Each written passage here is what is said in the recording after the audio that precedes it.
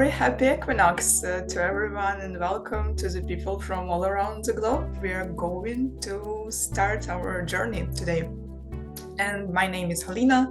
I am from Ukraine and I'm hosting basically from Vienna today. And here's also our co-host, it's Robert. Hello, Robert. And Lene, our main host. This is the Oceania, and this is our first session of the all of the session. So it's first opening session today. And since we are here having Jackie Kawuli and Brett Haseman to present their presentations and to speak about what is it to be a human. And also our topic is for this session, this particular session is beyond conformity. So we are welcome, all of you. Yeah, and Lena, now it's, I guess, your turn to say about technical stuff here, I guess. Yeah, I want to say one thing. We have a little tradition, which is that we have a world map, and Robert just shared a link in the chat right now. So if you go there, you'll see a link to a Padlet, and when you click on that, you'll see the globe, flat though. And if you write, there's a little plus sign on the bottom, I think, bottom. If you click on that, you will get to a place where you can write where you are, and then you can pin your position. And over the course of the day and our trip around the globe, we will fill up the globe with friendly Bildung people who think beyond conformity. So please go in there and put yourself on the map. And we have maps from all the other events as well, so we can follow the development of our friendly Bildung takeover of the world. So that's one of our traditions. One of the other traditions is that I say a few practicalities. Now everybody has been so much in Zoom that there's not a lot to say. The only thing is that if you're not one of the speakers, please keep your microphone turned off. Because if you sneeze or somebody turns on the radio in the background or something like that, Zoom will prioritize that sound. And when we edit the whole thing, we will have you in the speaker's view, and we will either have you on YouTube sneezing or with the radio in the background. But if you're one of the speakers, please turn on the microphone. So that's really the main thing. We've had one episode previously with somebody who was very rude to one of our speakers. I can mute people.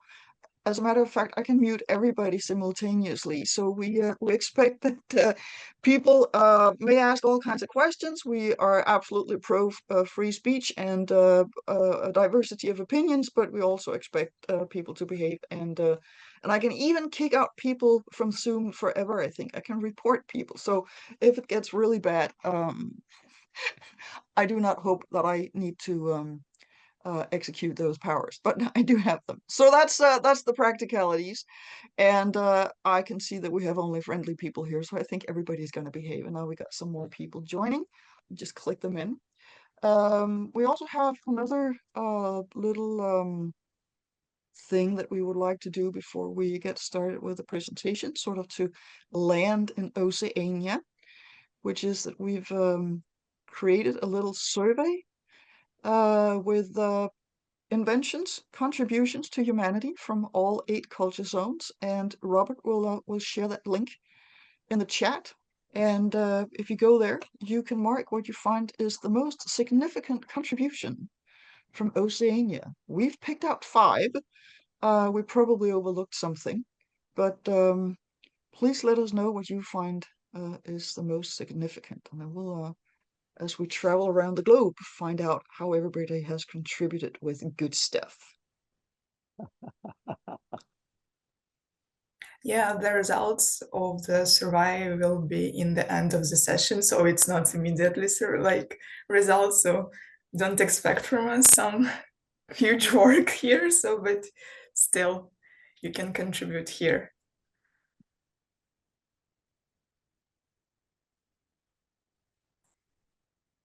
Yeah, and talking about our speakers today, I want to introduce Jackie Kauli. Jackie Kauli is an honorary associate professor at the Center for Arts and Social Transformation at the University of Auckland, right? With a background in applied theater and drama, Jackie has been working in international development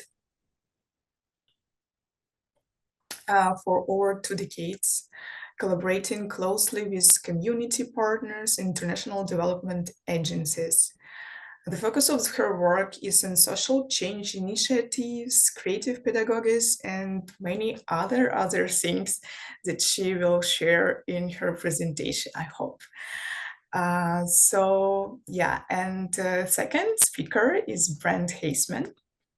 Brett Haseman is really interesting person. He's really interesting personality, I find. Worked for 30 years at the Queensland University of Technology, where he was professor in drama, education, and held a range of senior leadership posts in the creative industries faculty. He is known internationally as a teacher and workshop leader, arts researcher, and community engagement practitioner. Oof, a lot of to say here, but let's start from the presentation, and I invite you to share what you have, and floor is yours and space is yours, basically. Well, thank you. Thanks so much. There's a lot to say there, potentially, because there's a lot of grey here. So it's hard won and earned rather than come as a lazy gift. Thank you very much for doing this. I'm going to start off just quickly. I'll introduce the session and the context for it, and we'll get underway. Jackie will be introducing herself in just a moment, and it's terrific for us to be here. I want to, my colleague Jackie, we've worked together for many years now, over a decade, and she's taught me an enormous amount because I've been an uncomfortable bloke in this country, in the sense of I was born in Brisbane, I was born here, but always lived with the notion that somehow this was an empty country, which is what my schooling taught me. And it's only been recently that we've come to understand that Australia was not benignly handed, because, you know, to us, to white European Australians particularly, from a group of Indigenous Australians who were originally classified as fauna and flora. So Jackie's been very important working with me in Papua New Guinea, in helping reorient my place in the world. And I'd want to acknowledge that right at the start. I'd also like to start by just acknowledging country. So Jackie and I are coming to you from the land of the Turrbal people. The Turrbal people were an Aboriginal nation who, and we are coming to you from land that has never been ceded and that always is and always will be a Turrbal land. So we acknowledge Indigenous elders past, present and future, and we want to acknowledge that this land has always been a land of artistry and education. What I'm going to do is talk a little about the situation of, being, somebody who's worked in a university for 30 years, and, you know, passionate about drama and drama education and learning. But for this focus today, what I want to do is focus on the broader context of Oceania and what it is to grow up here. And I'll come to this we'll come to this shortly. So that's what I want to do, and really set up the difficulties. What has happened with the arrival of Europeans to Oceania? You know, the Dutch, the English, the French. What happened, and what has been the impact on Oceania and the people of Oceania? So I want to talk about that briefly, and then Jackie will actually deal with. She'll continue the story around particular elements of what she's going to talk about. So at this point, Jackie, I might just throw to you for a couple of minutes to just explain your next bit of that presentation. Thank you very much for that, Brad. So my component of it is then looking at the cultural resilience, but looking at it through the lens of kinship, cultural resilience through the lens of kinship, and then providing an example from that, and then talking a little bit about how then that makes us more human in that aspect. So, and I'll come after Brad for that. I too acknowledge the traditional owners of the land on which I also stand on. Pitepayu. Thank you. Thanks, Jackie. Well, look, we come to you from Australia today. We're understood as being in the region of Oceania. Now, in Oceania, the seas are just vast stretches of water leading nowhere. It's the muscle that ties islands, stories, and people together. Being human here is inseparable from the water, the sky, and the lands we call home.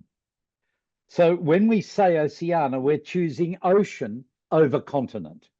And water defines these places much more sharply than a border ever could.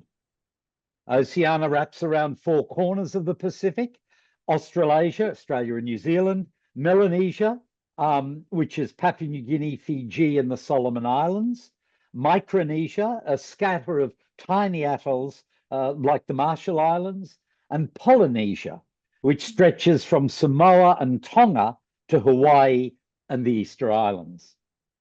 So back in 1812, the Danish and French-Danish geographer Malte Conrad Brun coined the term Oceania to group these places, as he tried to unify this region, he missed out on how breathtakingly varied they are and what happens here. And in a real sense, how could he capture the centuries of human ingenuity and curiosity across thousands of islands in his attempt to give a unifying identity to a new geographical region of the world? Papua New Guinea, for instance, has more than 800 different languages. So the curious thing about conformity is the immense diversity of the air we breathe in this part of the world. So when Europeans sailed into the Pacific, the Tongan scholar, Tharman, she points out that her people were compelled to speak in the language of the uninvited stranger. Now, this is a really curious and powerful phrase for us, the language of the uninvited stranger. Vanessa Machado d'Oliveira calls this wording the world, when you are forced to word the world because new names are forced onto land, people, beliefs, and colonial powers impose their own notions of wealth, ownership, and progress during this time.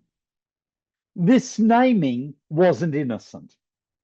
As de Oliveira herself notes, modernity, the Enlightenment, modernity, and that all that flowed from those times claims both benevolence and universality, so it's benevolent and it applies to us all, while at the same time it ignores or seeks to deny its violence and its the unsustainability it brought.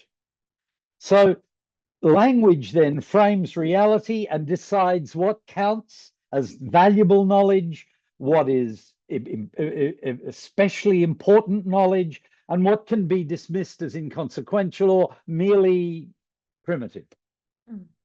So perhaps what I'd like to do now is just share with you a recent publication, an illustration about wording the world. And if we can show this, first of all, there are 2 slides that illustrate this, and I'll just flash them up briefly. The first one is this one here. And look, I'm sorry it's so small and it's so hard to read, but the spirit of it will be clear. What this is Cook's extraordinary map when he sailed for the first European up the east coast of Australia. It's an amazing map. And it's so specifically accurate. It's an example of Enlightenment cartography at its finest. And right at the top of that traveling journey is what he named Possession Island. It wasn't called that by the indigenous people, but he named it Possession Island. And in the name of the king, he took control of all of the east coast of Australia. So this is wording the world. In fact, Cook named 120 places, many of them after landscape features, but also Cape York, of course, which is the Cape at the very north there, was named after the future king and heir, I think Edward somebody. So the inscription of British royalty particularly is mapped onto this.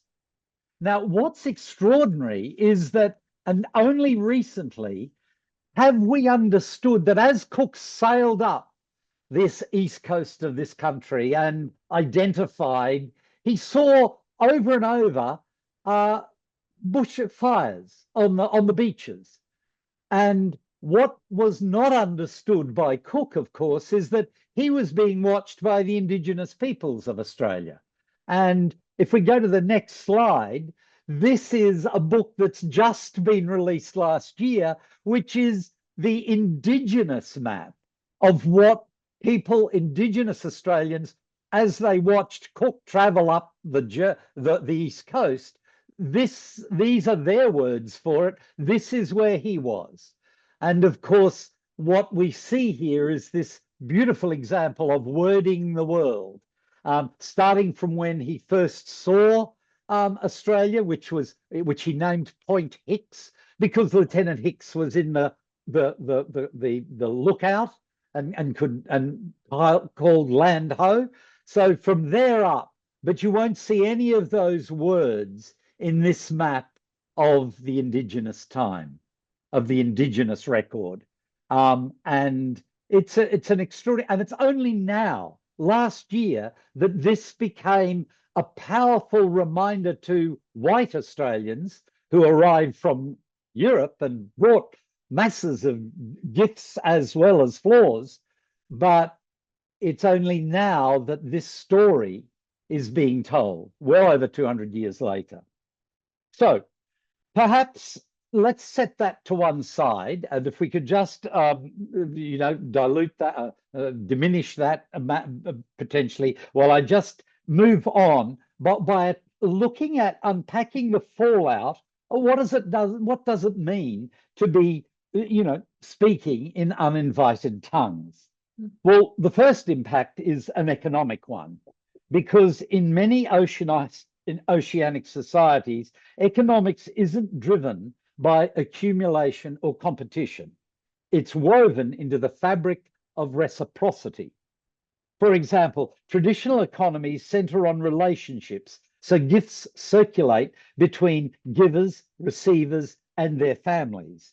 A feast in Samoa is a declaration of kinship involving food, labor, and knowledge, but it's also a way to affirm social bonds and redistribute wealth. Kinship economics relies on obligation rather than contracts. If I host your son's wedding, you'll rely on my workers and my fishermen tomorrow. Currency may and did exist in rudimentary forms, shells, stones, beads, but it functions as a web of social debt and obligation, not as an end in itself. So the economy really was defined by who people were to each other, not by what they owned. When currencies did exist, money was seldom hoarded. Money moved from hand to hand, carrying stories of who gave what and when. And every gift came with an unspoken promise. When I need help, you will be there. The second point to note is the impact of the arrival on people's relationship with land. So when colonial markets arrived, of course, land became a commodity. But for oceanic communities, land wasn't seen as property, but as actually part of the ancestral belief system of the country. For Aboriginal Australians, land is alive with ancestral beings. The dreaming and eternal present shapes rocks, rivers, and creatures. Songlines map spiritual highways. Custodians demand care so that each clan is a guardian of a geographical place of country, very well defined. So these were not nomadic peoples as the early founders thought. Instead, they were protectors and custodians of country and bound to it by ceremonies and stories. This has been one of the important side effects. You see, Indigenous Australians didn't build things. They didn't have pyramids. They didn't have houses of note. So they were seen and they were written off as kind of nomadic primitive people. In fact, they had incredibly complex and layered meaning-making systems that were alive and well, but they were embedded in country. And that's why I started this from this place with a welcome to country. And Jackie acknowledged that as well. So in the Maori tradition, such an Indigenous worldview has been recognised now by New Zealand law. The most famous example is the Wanganui River, which in 2017 was granted legal personhood. This means that the river has rights, just like a person, and can be represented in court. Because mountains, rivers, and lakes are ancestors, they have legal personhood in New Zealand modern courts. In Hawaii, hula and mele, which are chants, these are central to culture and they're vessels of ancestral knowledge, spiritual practice, and cultural law. The final point is the impact of living with uninvited strangers on storytelling and performance as systems of knowledge. So it's well understood that story, we know this from Indigenous First Nations peoples everywhere, story is a powerful system of knowledge making and knowledge sharing. However, Lynn Kelly's book, The Knowledge Gene, shows that First Nations peoples around the world rely on performances to enrich stories and to amplify their power. Alongside narrative, song, dance, and audience engagement are understood as systems of knowledge in their own right, often incorporating many disciplines we've hacked out, we've separated out in Western knowledge. So in an Aboriginal songline, for instance, one tune, one song cycle can carry zoology, botany, meteorology, law, all at once. They are not separate domains of either entertainment or decoration or knowledge. For the oral cultures, landscape commonly becomes a memory palace. In Papua New Guinea, pilgrim tours reinforce clan histories. On Fiji's islands, traditional body art charts clan histories. Each line and spiral on a skin is a ledger of victories, alliances, tragedies. Wearers carry a living archive everywhere and anywhere they go. And even the wayfaring techniques used by navigators remind us that the stars, the ocean swells, the birds, the dolphins, and ancestral memories speak a shared language. These knowledge systems are spiritual, they're ecological, and they're built on relational knowledge, knowing your place in the universe, your responsibilities to the ocean, and your connection to ancestors. And in such cases, the navigator becomes a steward, as well as a storyteller and a spiritual guide. So I'm going to pause at this point so that Jackie can take up this story, examining how the humans of Oceania are dealing with this world brought by uninvited strangers. Thank you, Brad. So we've just heard about the implications of imperialism and colonial impositions, both on the economic life, the relationship with land, the cultural stories, and the performance. For us, our cultural resilience comes from a place of knowing, so drawing on all that Brad is talking about, and the knowing and the understanding that our villages and our homes are cultural units, an organ of civilization, technology, culture, and enterprise, and that our vision is a cosmic harmony that sees human person in their totality with the spirit world as well as the animal and the plant world, all integrated. This system of knowing and of valuing each other is kinship. And in Melanesia, the role of kinship provides an understanding of the principles for the organization of the economy, the exchange, the warfare, and the rituals. Through it, we understand people's connections and place and relations between land and people and kin. And so all of that, in what Brad also highlighted, talks about all of that and the integration of people with this land and with their own people, but also with the spirits around them. Kinship maintains a continuity of traditional rituals, of customs, of language. Kinship resists individualism, adapting to challenges and disruptions while maintaining at its core its identity, values, and practices. Kinship anchors us and privileges our collective identity. To draw out the key aspects of kinship and how it contributes to making us human, I will use a mortuary example from my home province in East New Britain, Rabaul, to illustrate the complex web of social relations and its role in the valuing of social obligations and its purpose in reinforcing this collective identity, but also the interdependence and the maintaining of these social works and networks that are key to being human. So one of the key rituals that I'm going to be talking about is the mortuary rite. And in my language, it's called the minamai. And this is how we enact kinship through that, minamai. Minamai is a mortuary rite in my tradition.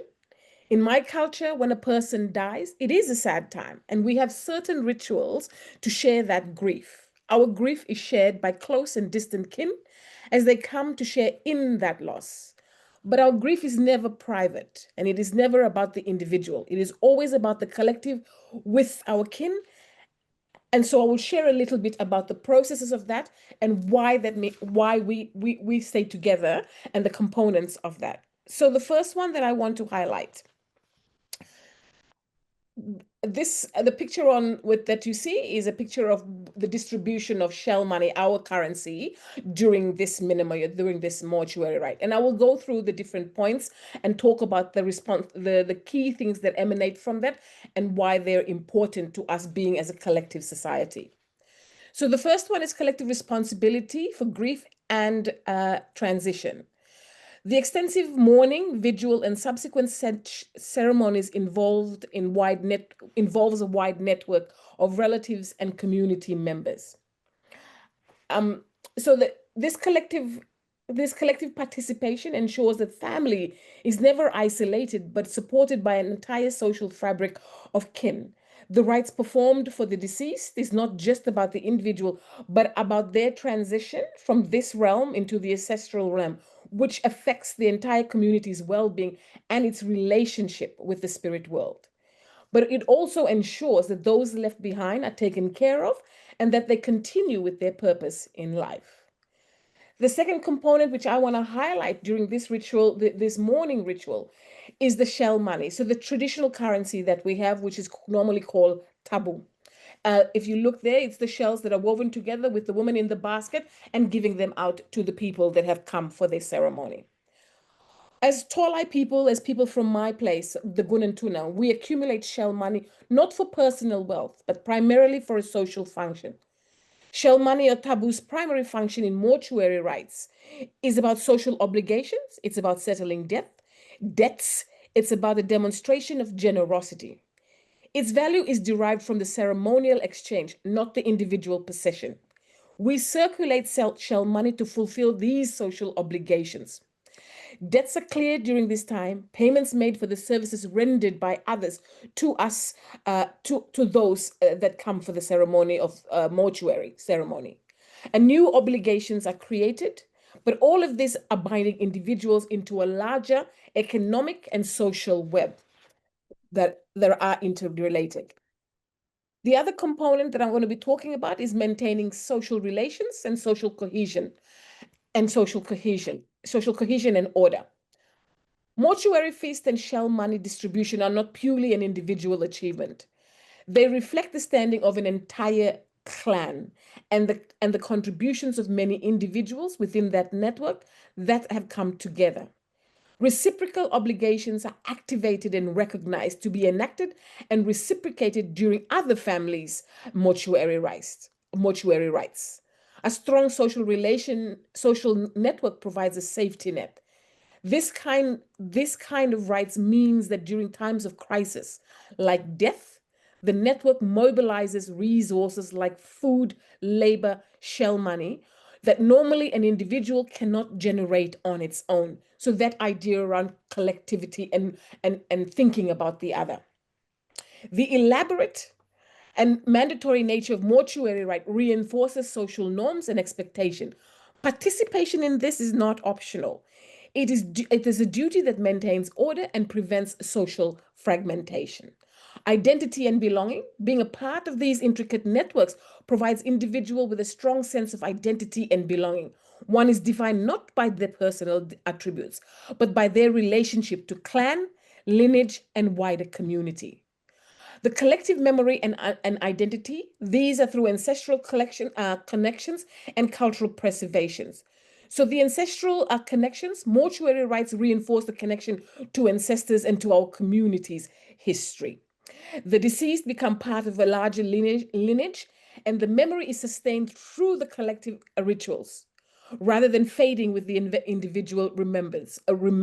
So they are always with us all the time. With cultural preservation, the ceremonies themselves are an act of cultural preservation, ensuring that our traditional values, beliefs, and practices are passed down through the generations. The spiritual well-being. For us, the Tolai people, the proper execution of mortuary rites, supported by the social network, is crucial to the spiritual well-being of both the deceased and the living. Failing to perform these rites correctly or do so inadequately can lead to a spiritual imbalance or misfortune in a community. Mortuary rites are far from being individuals' private affair, but emphasize the shared responsibility and reciprocal relationships that are central to life's most significant transition. While I have given you an example of the Torlai mortuary rites from my culture, an example of enacted kinship, the above components and practices can be seen and acted in different forms throughout the Pacific region, and here also affecting also some indigenous communities. So kinship are relationships that are anchored to each other and to people and to places, and very much through kin. This way of knowledge and relationships are recorded through people, lived through stories. Motu likens this to being a canoe moored in a riverbank to keep from drifting. Stories, he says, are very big to us. Villages sit on stories, and they are like canoes which are fastened onto the poles of the banks of a river, which prevent them from drifting away. From the oral cultures that I come from, these are how the stories transform and are lived through these rituals, through kinship, and continue to be alive today. Brad, back to you. Thanks, Jackie. One of the most extraordinary things, I mentioned the book earlier. It's called Warra Warra Way, came out only last year. And what Jackie was saying when we were discussing this session, it stunned me, because part of what Jackie was talking about was these are ceremonies for the deceased, not only for the living who remain. They're not just for, they're really about the deceased as much as they are for the living. One of the recent books that's been published, this Warra Warra Way, is a book published by Indigenous Australians, and it recounts the first contact that Cook's Endeavour had in Botany Bay. He pulled into Botany Bay, and Indigenous men from that region approached the beach, came to the beach. They were saying Warra Warra Way, Warra Warra Way. What that was interpreted as by the Cook's crew was go away, go away. So there was some gunfire and no one was killed, but it wasn't a happy time, but that happened. What language experts are now saying is that Warra Warra Way wasn't referring to go away at all.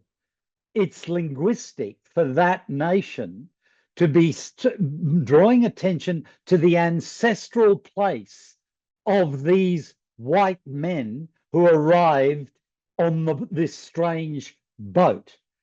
And because for the Indigenous belief system,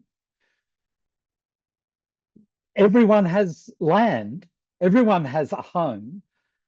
So these people who arrived, they're not of their land, but they were clearly ghosts.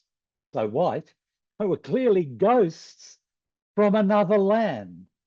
And Warra Warra Way was drawing attention to that spiritual place where these people could actually be connected with the land of this place.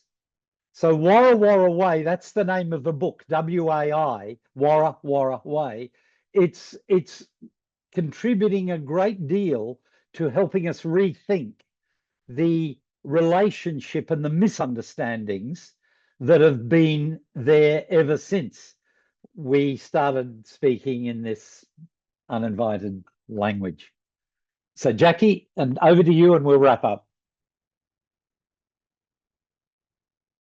Yes, unmute, yeah. So I suppose just to wrap it up is that the collection or the components around kinship and what they mean, I think, are foundational for us, at least for the East New Britain people, about connecting and linking back again to what that means about belonging, but also what it means to be human, is to be caring for others within, even the relatives that we don't like, and them becoming part of that. Thank you.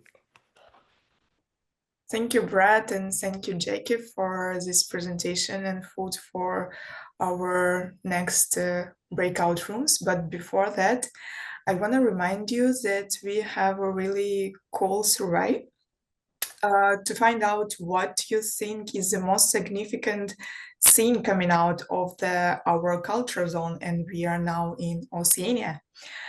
So if Robert would be so kind to send the link again for this survey, you can vote again, and we will see the answers in the end of this session. But for breakout rooms, now it's your turn to discuss, to think, and to answer the following questions. Here we have the questions for you, which is, what did we just hear? What did we learn? And what would be a good question to ask the speakers? And so this is how we do the global meeting on Equinox. We want people to meet each other and get to know each other, and to meet some new people from around the globe. And we only have friendly people, and I have around 4 people in each of the breakout rooms right now, dedicated. And I would also like to ask the speakers to stay with us. I would like to ask the speakers to stay with us in the main room, because if the speakers join the breakout rooms, people will just expect them to keep speaking, and some of them might just keep speaking anyway, and then everybody else will not get a much of a chance to talk to each other. So we will keep Brad and Jackie here. We also have one of our later speakers in the program already here, and we will he's most welcome to stay here. But everybody else, I have a really nice breakout room for you, and as I said, they're only friendly people. So and I've set it to 20 minutes. So what did we just hear? What did we learn? And what would be good questions to ask? And the polite thing to do when you get there is to just briefly introduce yourselves. So have fun, and when we come back, we'll do the survey again. So please join the breakout room. Brad, there are some comments in the chat with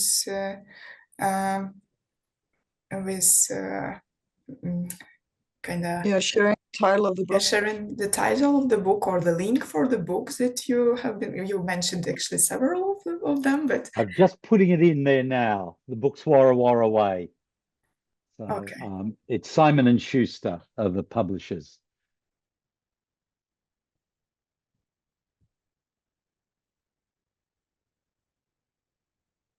Thank you, Helena. Good job. And we just had Michael Jiang joining, but he checked out again. He will be back, but at least he knows that we're alive and the Zoom link works.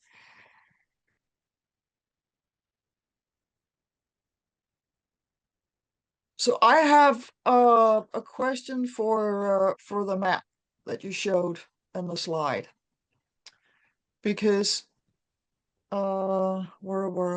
All right. So when you showed the map and you said that he sailed up the coast, that would be down the map, right? No. Started at the bottom. We're upside down. We're down under. We also do, but what about when the indigenous peoples there made the map? Is their map in the same direction, or is that the opposite? Yeah, no, they've taken Cook's map and replicated it.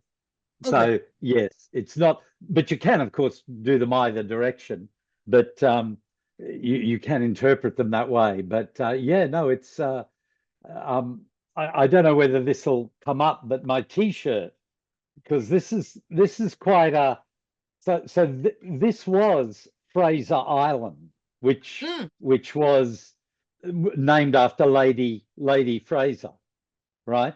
And it was Fraser Island. It's the largest sand island in the world. Cook sailed past it and didn't name it. It was subsequently named Fraser Island.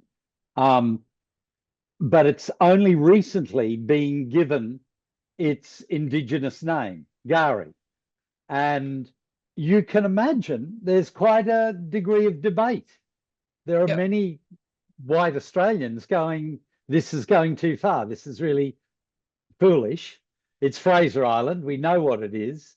So it's always appearing as Gari with Fraser Island below. Yeah. I mean, it does make sense that you still want to keep the record of the name that's in all the maps, because otherwise, if you end up with old records, you have no clue what people are talking about. Yeah. There's a very functional purpose to it at one level. But of course, I mean, we're having the same thing with Greenland and Denmark. Yeah, I'm sure. Yeah.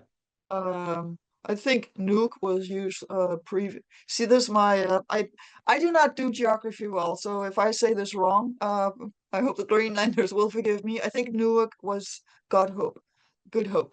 But it's Nuuk now, and there are other names around Greenland, of course, that are getting their original names.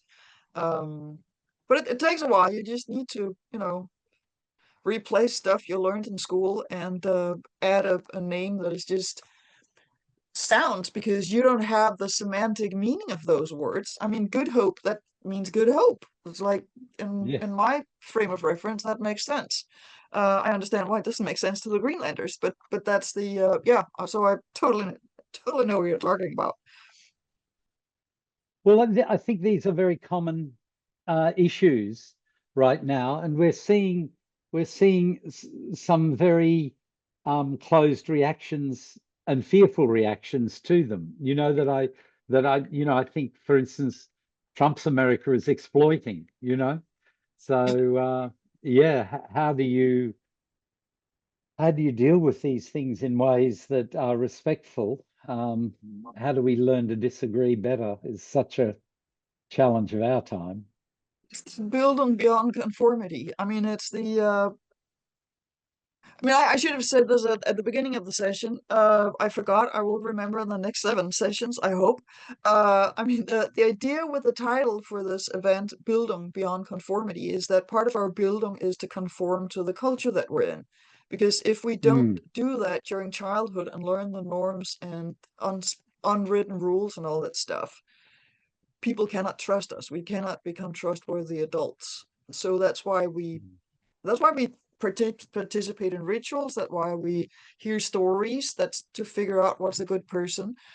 It's also why we go to school and have all the drills into the modern part of the world, and then we play sports so that we learn that there are rules in different settings, and you can kind of walk in and out of them. So in a soccer field or football field, there's like a green pasture, and then there's a white line, and when you step across that line, there's a whole new set of rules, and then you step back outside that line and you go back to the other rules. And that's, for a 6-year-old, that's a huge cognitive challenge, but we all need to learn to do that, and that's the conforming part. And then we need to transcend that at some point so that we can disagree and do it politely and try to come up with new ways of doing things as the world is changing. And if we don't, my hypothesis is that if we don't consolidate well and find out who we are and where we're coming from, then change. If that is a solid part of our identity and we feel comfortable in it, it doesn't affect us if somebody says we're changing that name because there's a better one that has deeper roots from the people who were here first.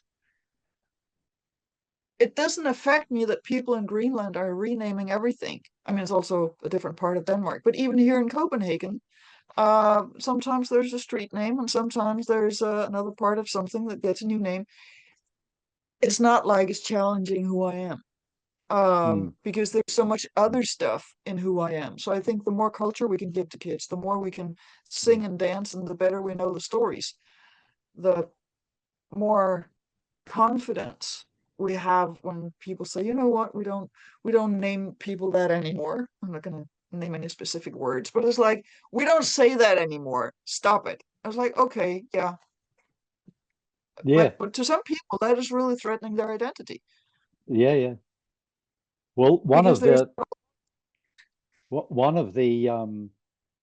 one of the things we've had, like I started with the Welcome to Country, which is pretty much standard now in most Australian meetings and whatnot. But just in the last year, we've had real resistance to it, to the point now where people are going, well, what is this Welcome to Country? It's my country as well. It's not their country anymore, you know.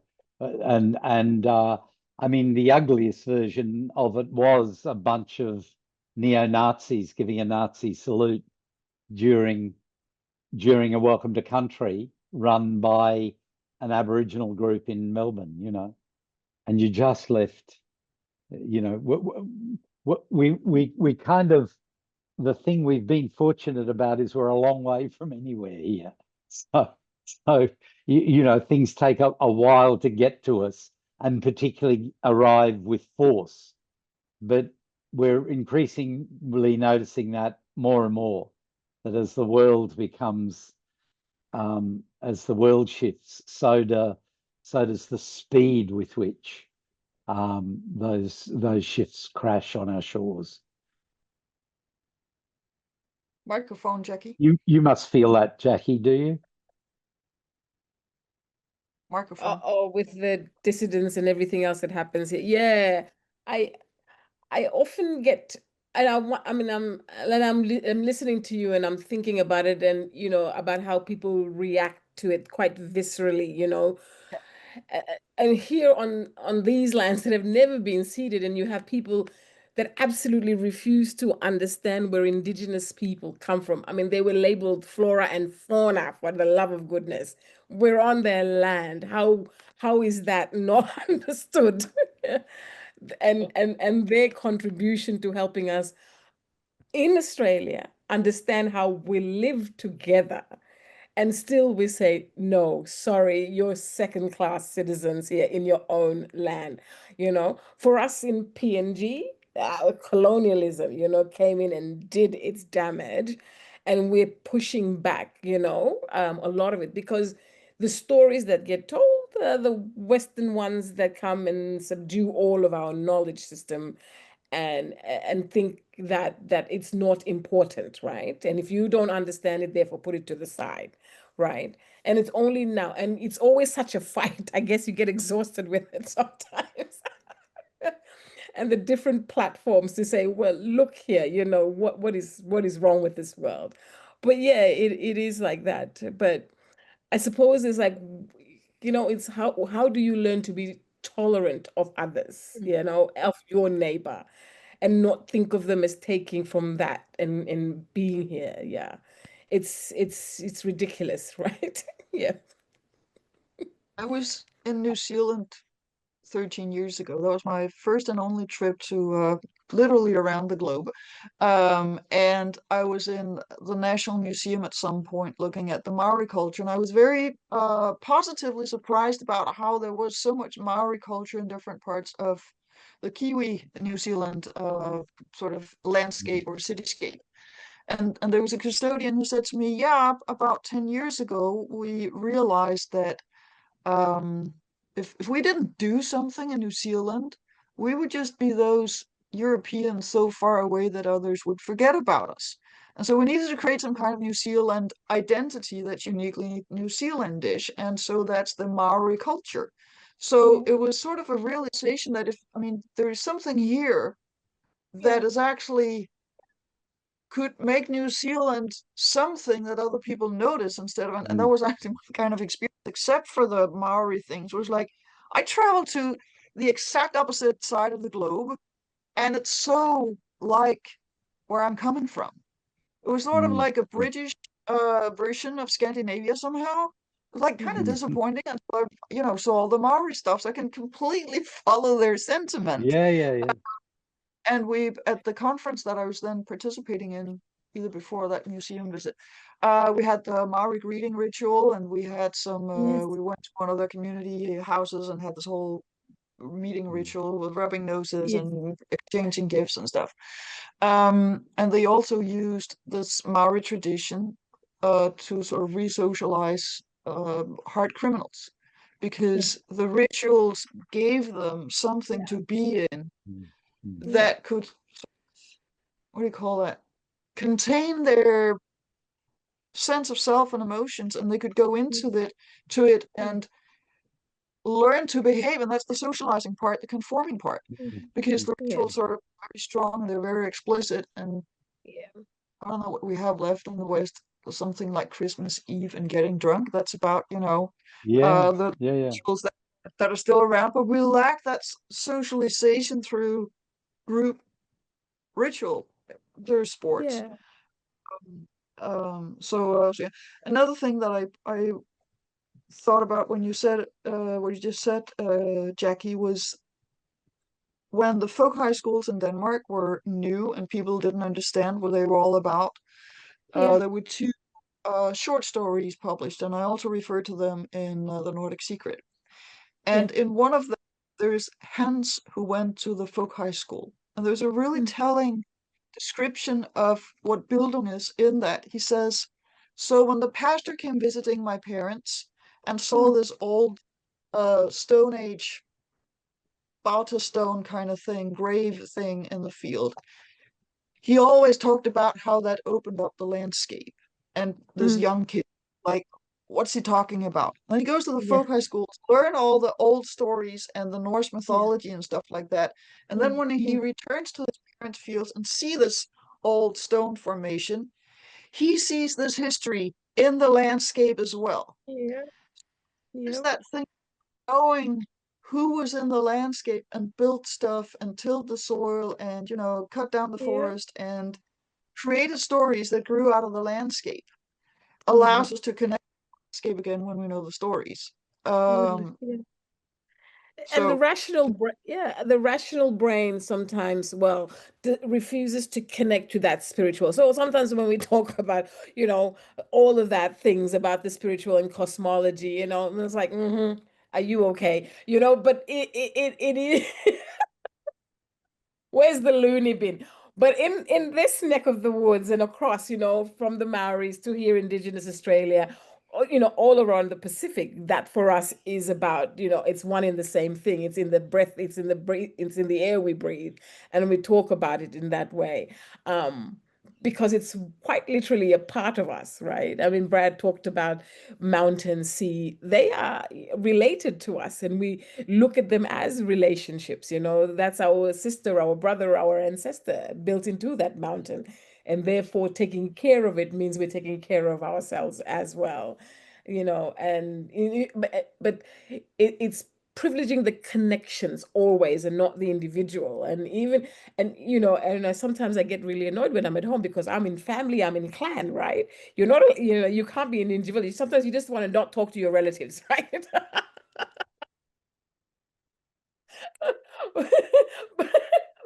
but, but when you're sad, of course, the relatives come around and make you happy, right?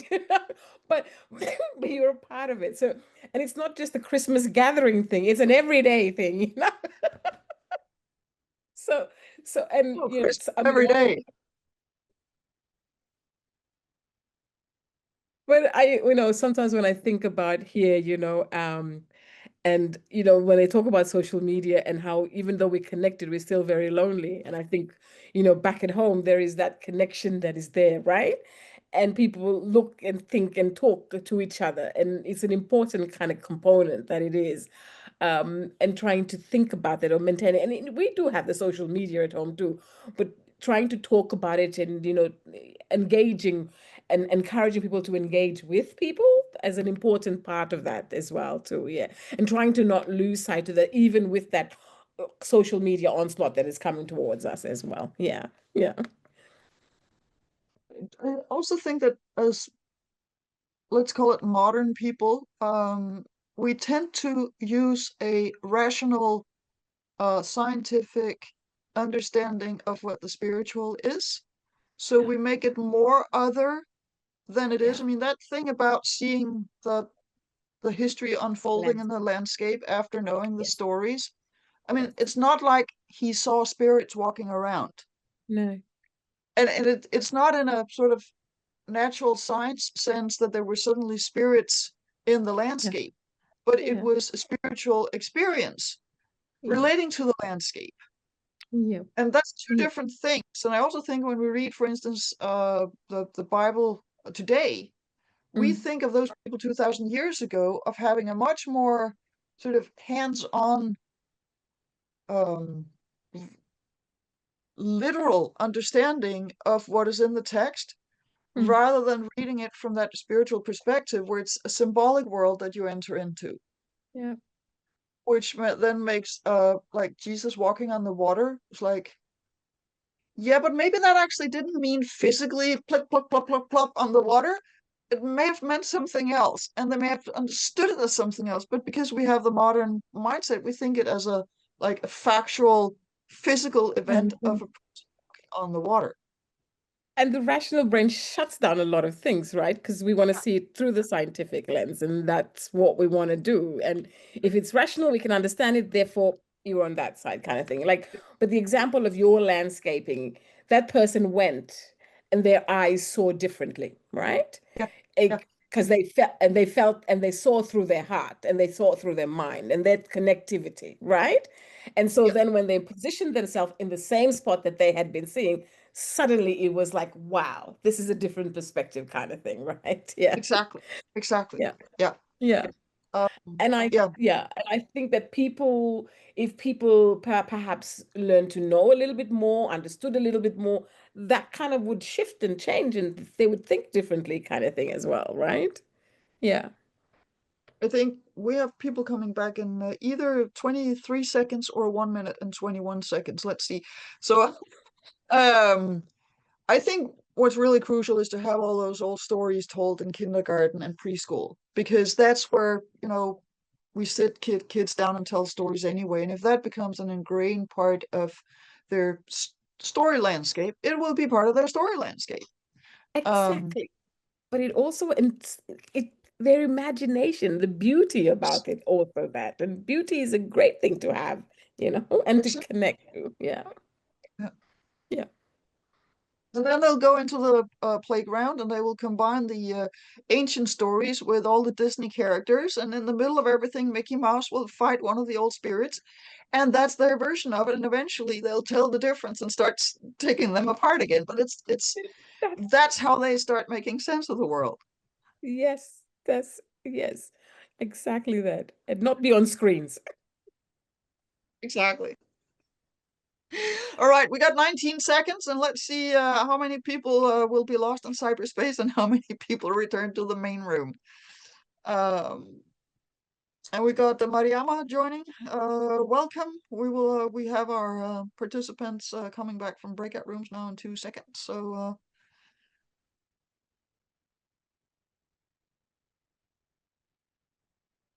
Wow.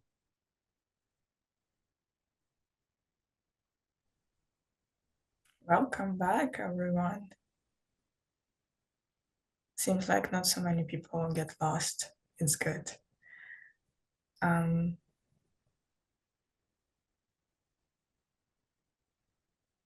Yeah. I'm inviting you. I hope you had a great time.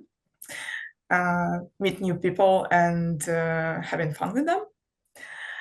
And now I'm inviting you to write your questions for the speakers in the chat and share with us.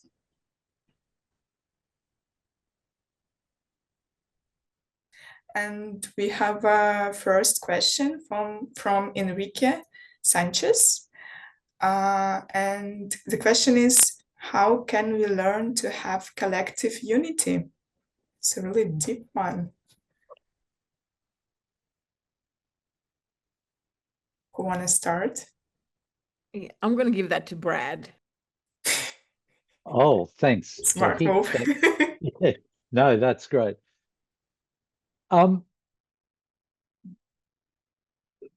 This is my starting point. It's probably not where everyone would start. I see this question of collective unity as actually a matter of aesthetics.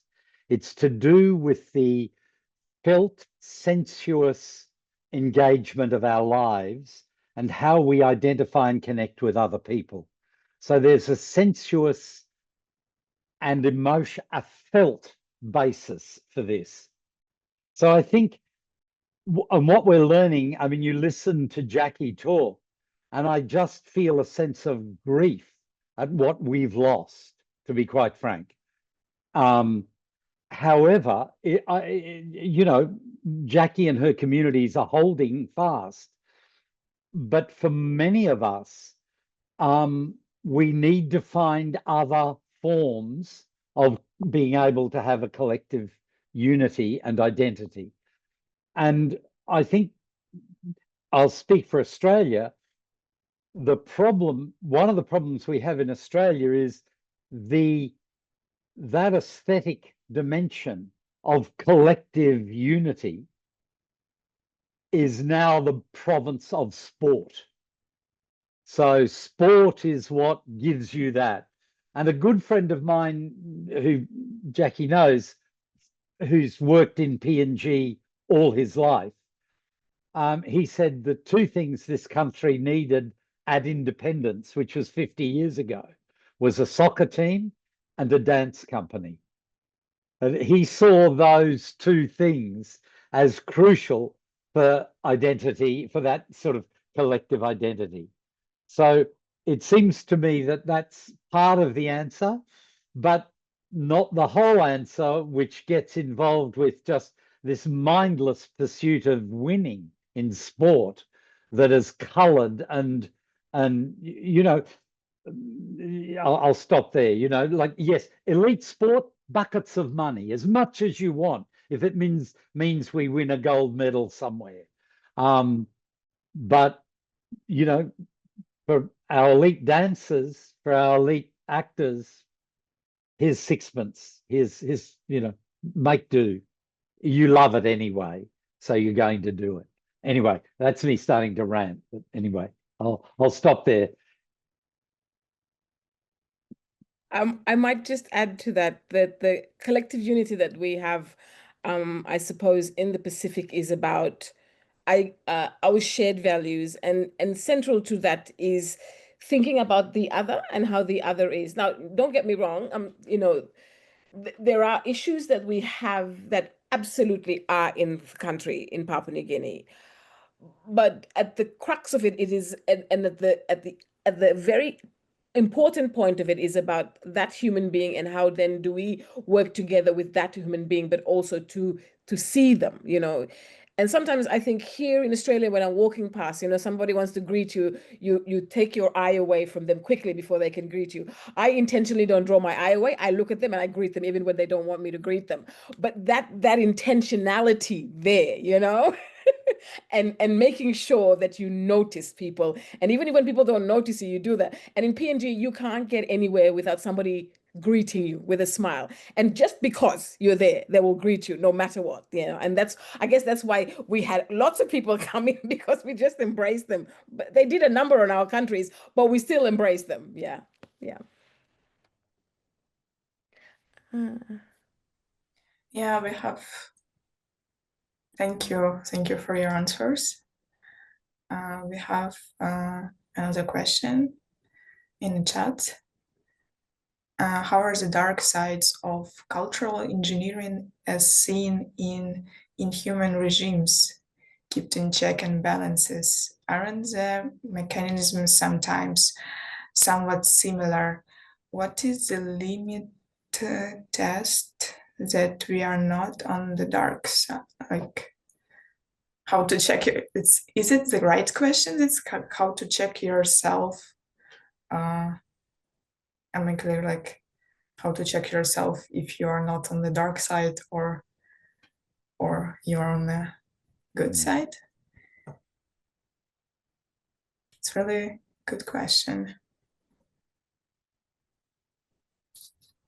I mean, I'm happy to have a first pass at this. It is a deeply troubling question at this time, and at one level, the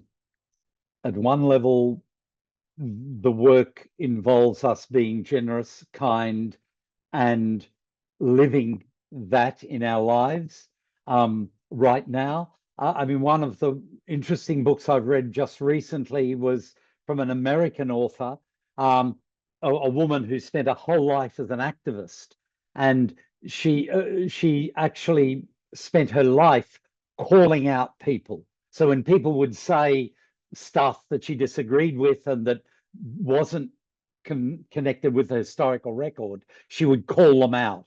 And she's now saying, actually, at the end of this time, looking at what's happening now, what you need to do is, what we need to be doing is not calling out, but calling in. And she's a lovely phrase. She said, the three most powerful words that we need right now are, tell me more. And so I think that's one of the answers to this dark side. It's actually about understanding. It's why the arts and the aesthetic dimension is so important, because you can't take a painting to the High Court of Australia to determine whether it's a good painting or not. You have to live with the ambiguity of that and the indeterminacy of it. So it seems to me that one way of addressing the dark side is through education. And by that, I mean an education that I see in Bildung, which is about advancing a number of human capacities at the same time.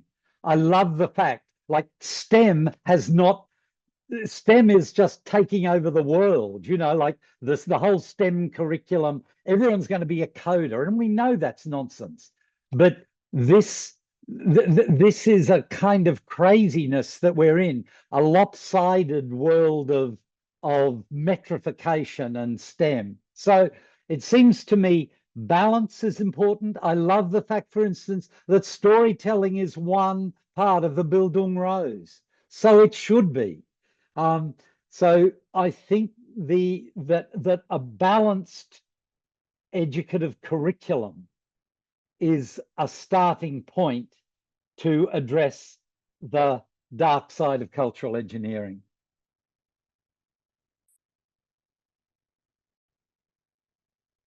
Brad, quick question. Who is the author you just mentioned?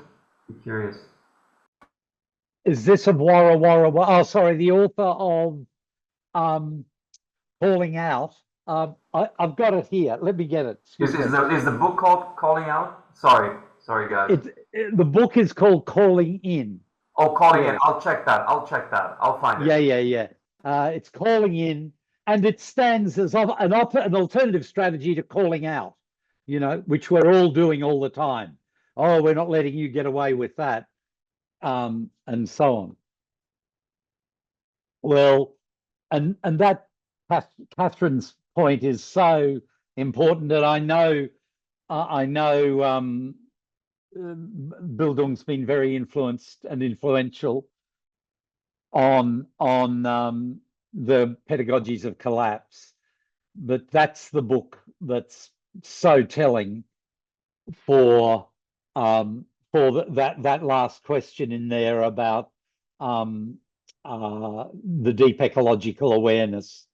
I mean, and it just goes back to, and Lena, you might want to mention Ginny's work, is it?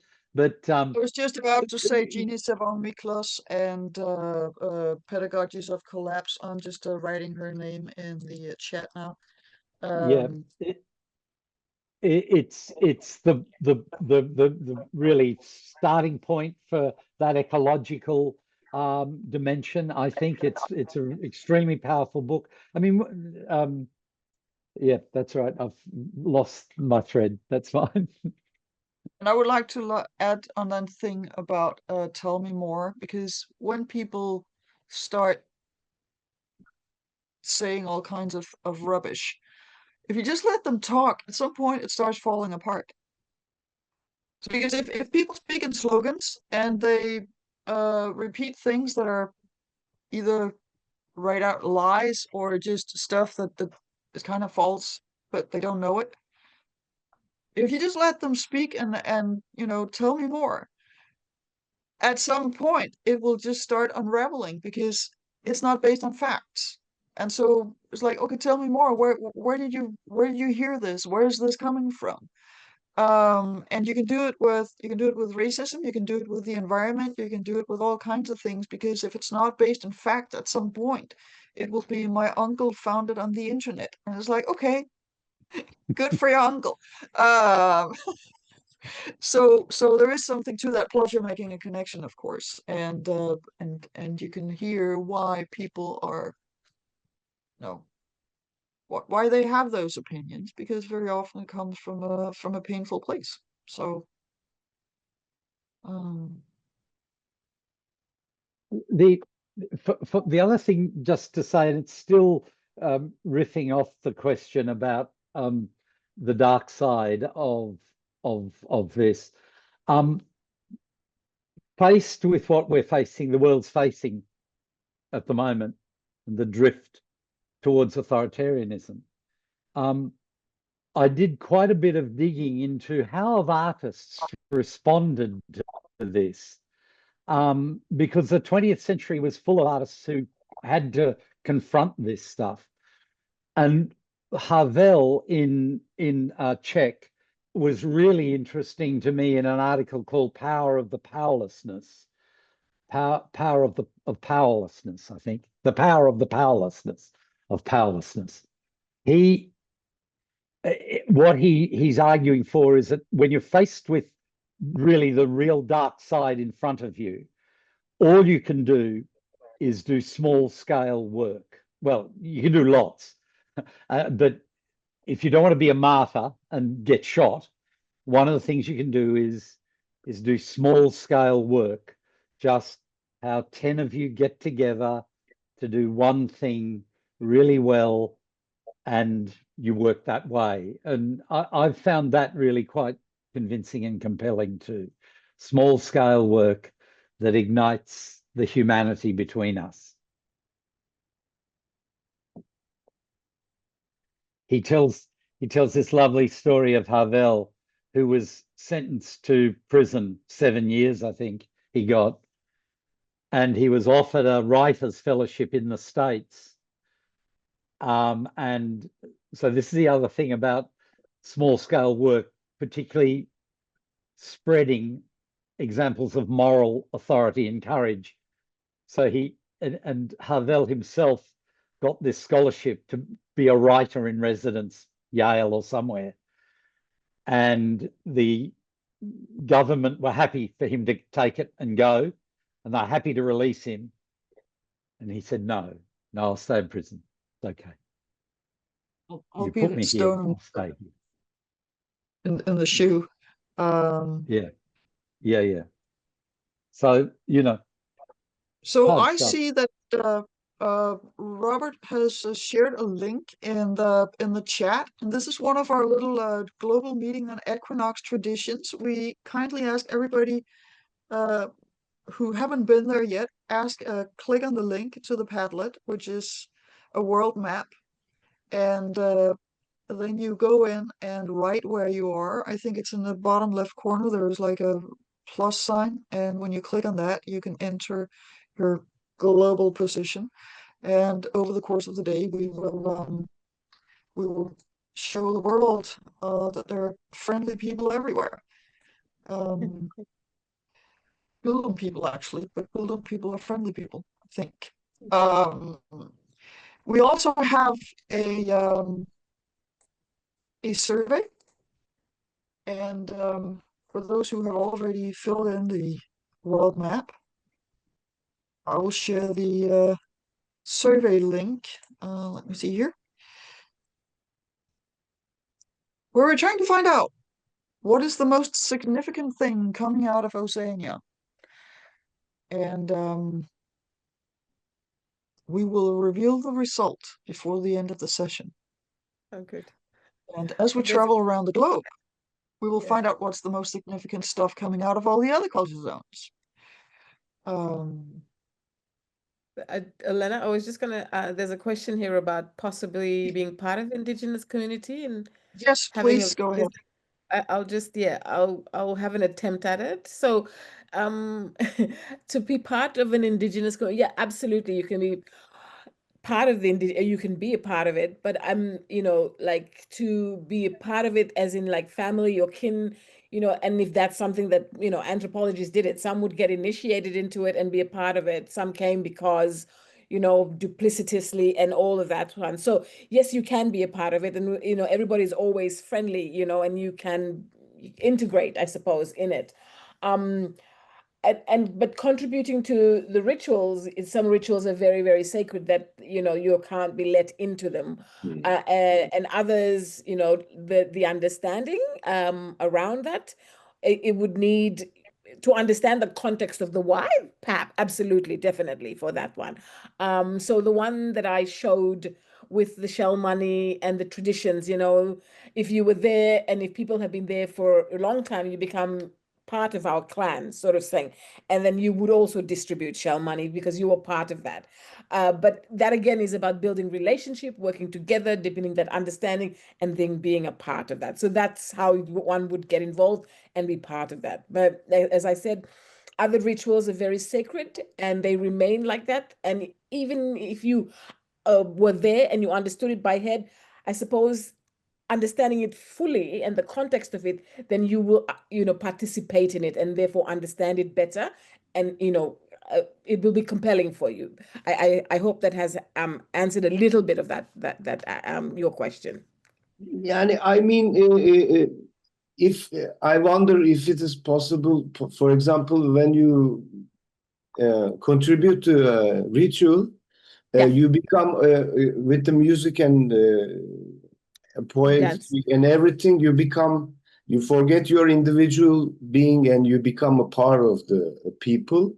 And we have the same traditions in Anatolian Turkey, and they were imported, they were taken as an heritage from Asia. When Turkish people were coming from Asia, they made alive this kind of traditions, oral culture, all transferring knowledge generations from generations to generations. And also when we have rituals, we sing and we have special instruments and we dance together. And we forget the individual and we become the part of the society. And by this way, we feel a part of our ancestors.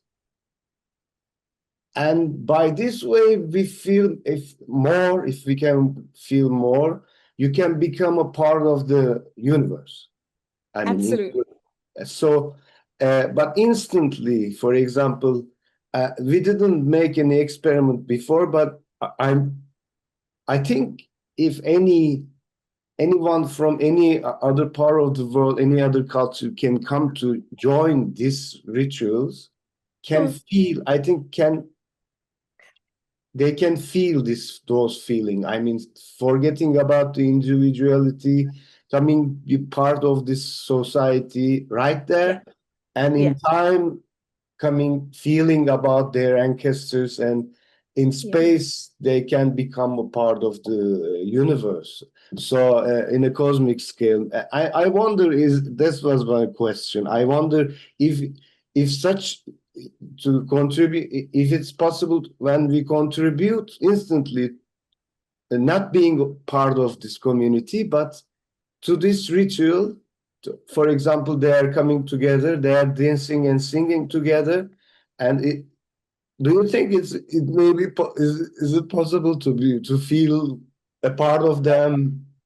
I absolutely, but you'd have to be open to the idea of the other, right?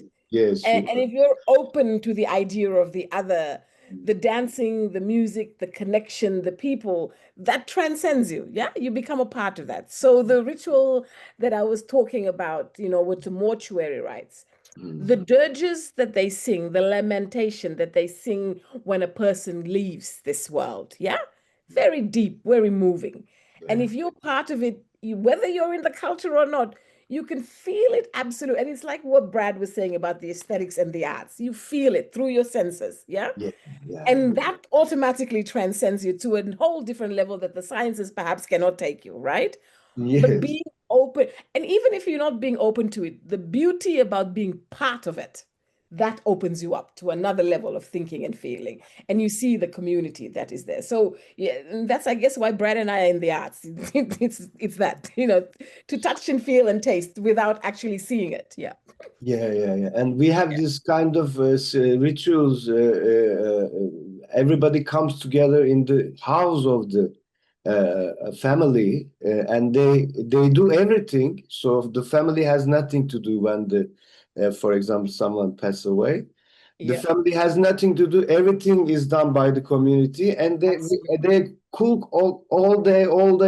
They cook, and everybody comes to visit them, and they feed them. They feed them. They feed them 1 day, 2 days, and they are also those kind of. I think I'm very interested in this kind of rituals and cultural heritages, because I think this may also be a solution for the future generations. Because, in these days, it is not easy to teach people how to change their life for the climate problems, and the goals are not reached. We cannot reach the goals because we cannot ask them to change their life and their habitudes. And they don't want to learn how to change, because since when they are happy with their life, they don't want to change their life. So, and we cannot force them. And so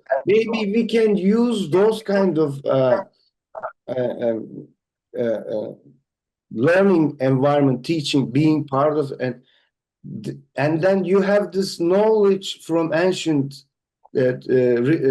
ancestors coming to you by living them. I mean, Yeah. there's no one who teaches you something, but you learn something there. Yeah.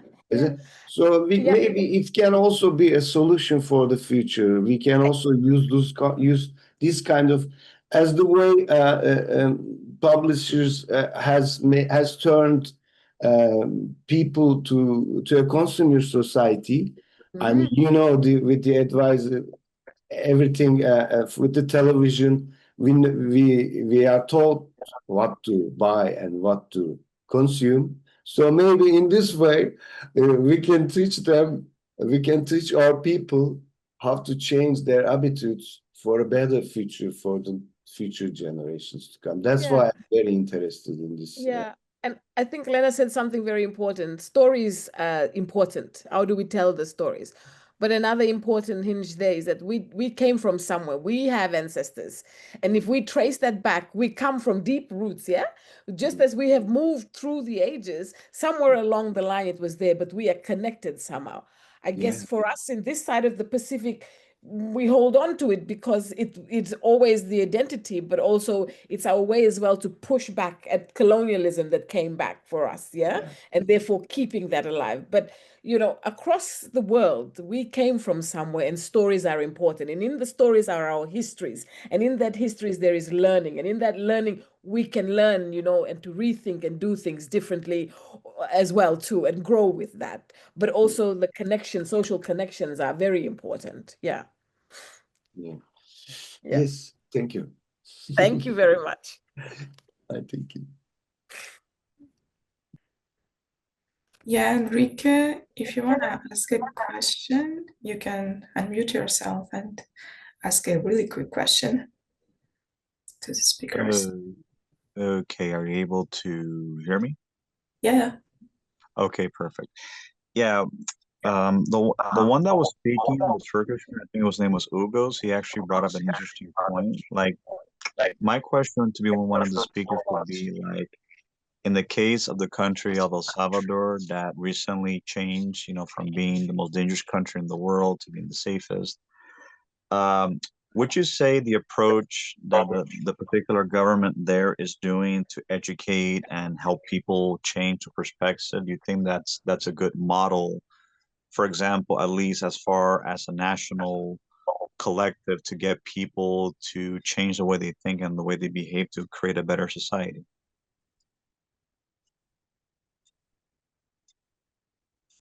Wow, that's a big one.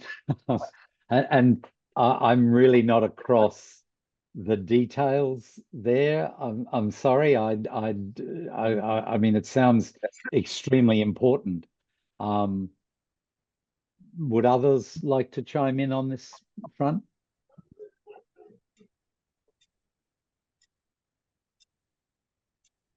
I'm also not across what happened in El Salvador as well, Enrique. But I think that if you're saying that they talked about changing the way in which they think and to think about, is it the collective well-being of others? And I think that's always a good thing to do. If I think that if we think more about perhaps others and that feeling, maybe that's a way to, move forward to the future, I think. But as I said, I'm not necessarily familiar with the history there. Yeah, and so maybe someone else also like Brad can enlighten us on that. Or you and Enrique could talk a little bit more about that history and why you find that important. Yeah. Yeah, sure. Let me bring it up. Central America or Latin America doesn't really appear on the news, even though we are culturally part of the West.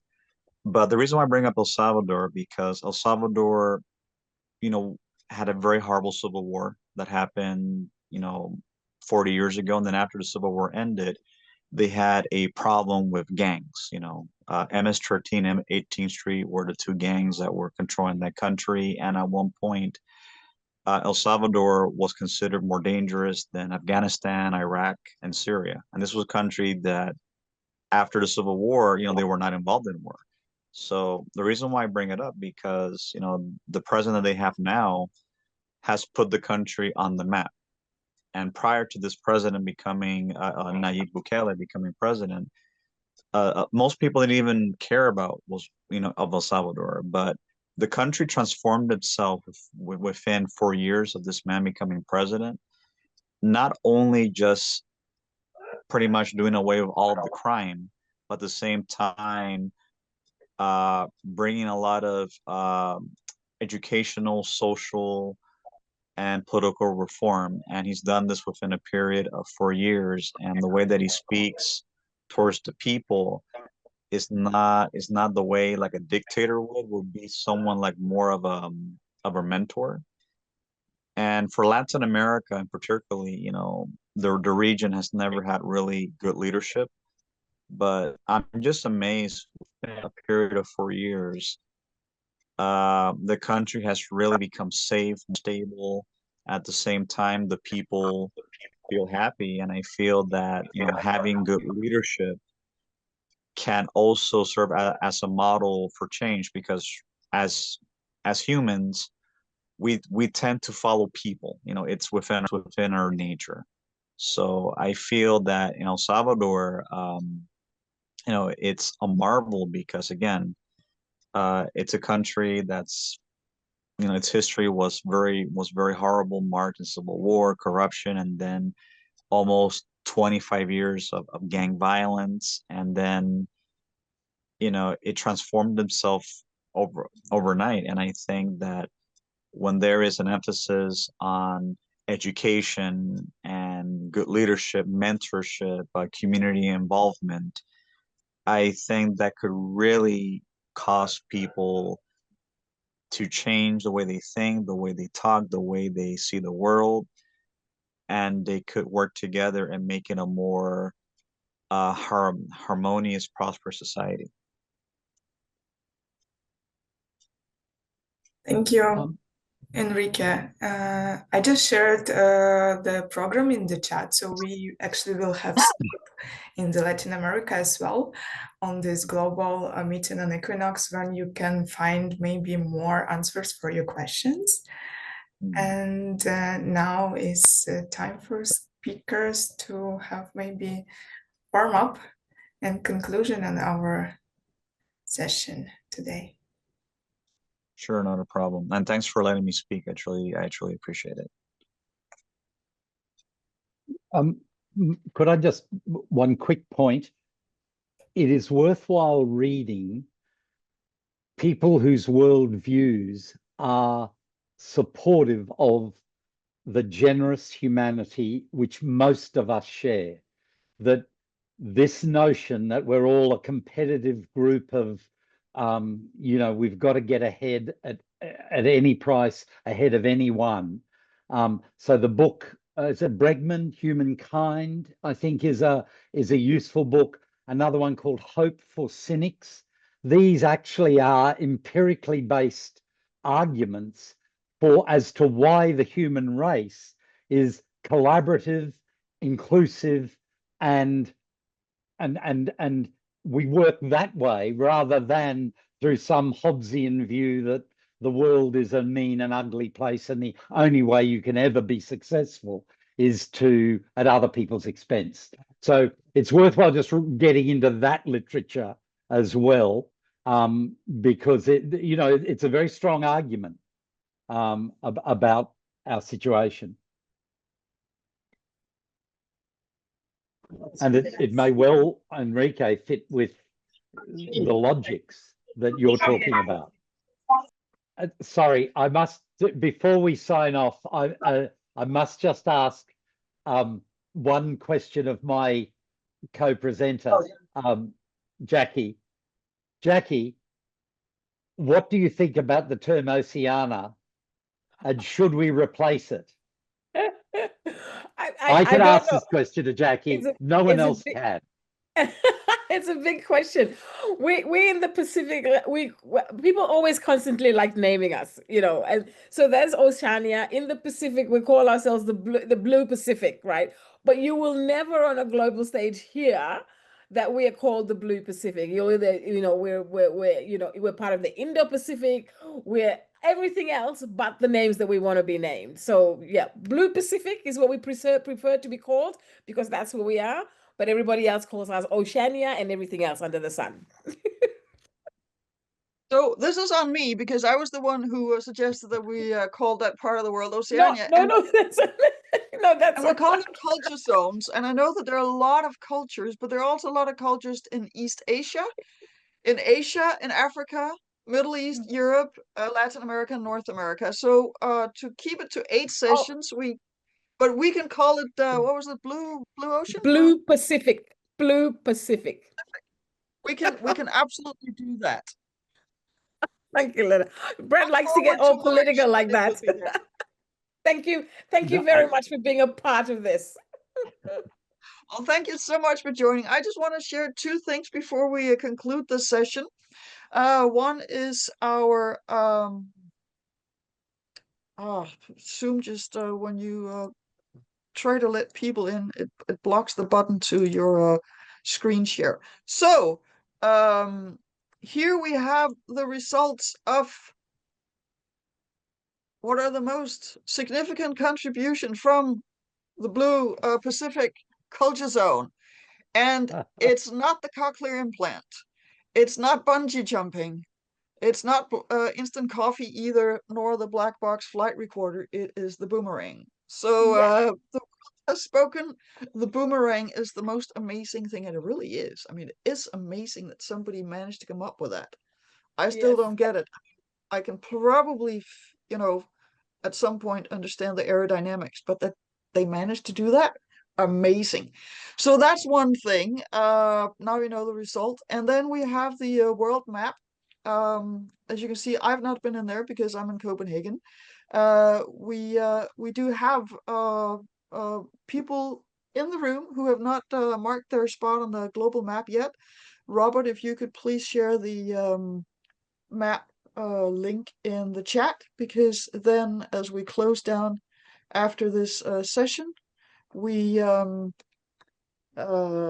will have more people in the world map. So please go to the link that Robert is sharing and mark where you are on the globe, and then at the end of the global meeting on Equinox in about 16 hours, we will have a world map with people from around the globe. So go to the link, please, and write your position. I can see Robert has just shared the link in the chat.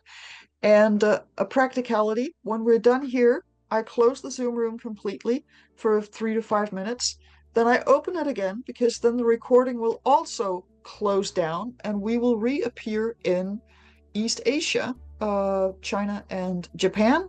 And if we don't close the Zoom room, we'll end up with 16 hours of recording. We tried 8 at some point, and we barely could get it out of Zoom. Somebody was almost trashing a computer with 8 hours of video. So that's why we closed the Zoom room. Looking forward to seeing you in East Asia. And Helena, over to you.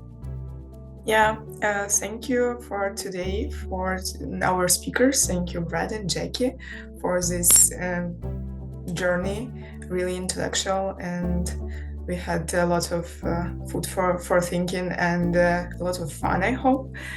And see you in East Asia. We have a 14 minutes break, and then we'll see, so you can have coffee or a beer or whatever you want, actually. And see you there. Thank you all. Thank you very much. Thank you. Thank you. Thank you all. Bye now.